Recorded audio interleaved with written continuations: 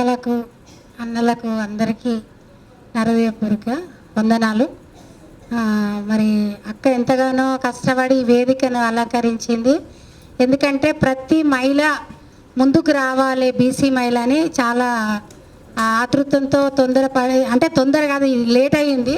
అక్క తీసుకున్నందుకు అక్కకు హృదయపూర్వక వందనాలు చెప్తున్నా.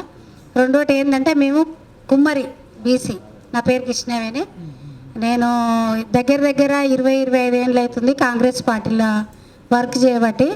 నిజానికి చెప్పాలంటే అక్క మాట్లాడింది వాస్తవానికి జెండా మోయడం తప్పితే, కండువలు వేసుకొని టైంకు జనాలను తీసుకుపోవడం తప్పితే మాకంటూ ఒక గుర్తింపు హోదా లేదు, ఇప్పటి వరకు లేదు. ఏదన్నా కావాలని మంచిది ఏదన్నా ఒక హోదా ఇచ్చినప్పటికైనా ఏంటంటే ఇంకంగా లంచాలు కూడా అడుగుతారు. ఎందుకంటే నా పార్టీ అనేది కాదు, ప్రతి ఒక్కరికి అలాంటి అన్యాయం జరుగుతుంది. ఎందుకంటే ఈరోజు అక్క ఏమన్నదంటే ఇంట్లో గెలిచి బయట గెలవాలన్నది. ముఖ్యంగా మన హక్కులు అనేది మన తల్లిదండ్రులతన మన కుటుంబంలోనే సాధించాలి.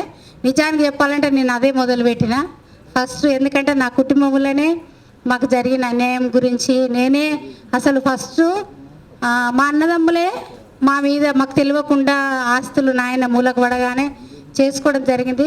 60 ఎకరాల ప్రాపర్టీ ఉంటుంది అమ్మ వాళ్ళకి, మాకు తెలియకుండా చేసుకుర్రు.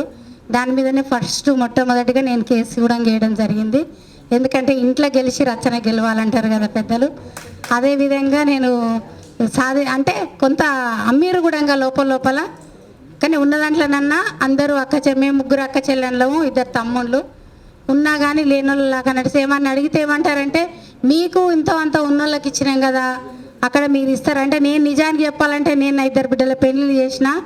అందరికి 1 ఎకరా, బిడ్డలకి ఎకరెకర పొలము, ఒక్కొక్కరికి ఇంత బంగారం కూడా పెట్టడం జరిగింది. నాకు తోచినంత పెళ్ళిళ్ళు చేయడం అంటే ప్రతి ఒక్క తల్లి అయినా తండ్రి అయినా సమాన హక్కులు పోరాడాలి, ఇంట్లో పోరాడాలి, రాష్ట్రంలో కూడా పోరాడాలి. ఎంతోమంది బిడ్డలు, ఎందుకంటే ఎన్నో చూస్తున్నాం.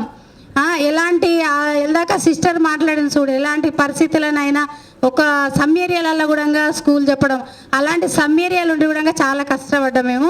ఎందుకంటే ఎవరికి ఏ అన్యాయం జరిగిందన్న అద్దమ్మ రాత్రి పోయి కూడా మేము పోరాడిన వాళ్ళం. అలాంటి పరిస్థితిలో మేము పోరాడుతున్నాం, ఇప్పటికైనా పోరాడతాము.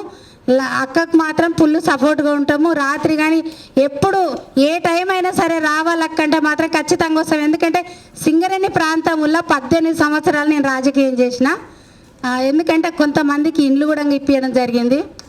ఎక్కడైనా ఢిల్లీ వరకు అన్నారు కదా, ఢిల్లీ వరకు అయినా గల్లీ నుంచి ఢిల్లీ వరకు అన్నట్టు ఎక్కడైనా రావడానికి నేను సిద్ధంగా ఉన్నా. ముఖ్యంగా నేను కుమ్మరి సంఘం హక్కుల గురించి కూడా నేను పోరాడడానికి, అంటే బీసీ అంటే అన్ని కులాల గురించి నేను మాత్రం కుమ్మరి సంఘం తరపుగా, అంటే కుమ్మరోళ్ళం మా క్యాస్ట్. ఈ సమయాన్ని ఇచ్చిన అక్కకు నా హృదయపూర్వక ధన్యవాదాలు చెల్లిస్తున్నా.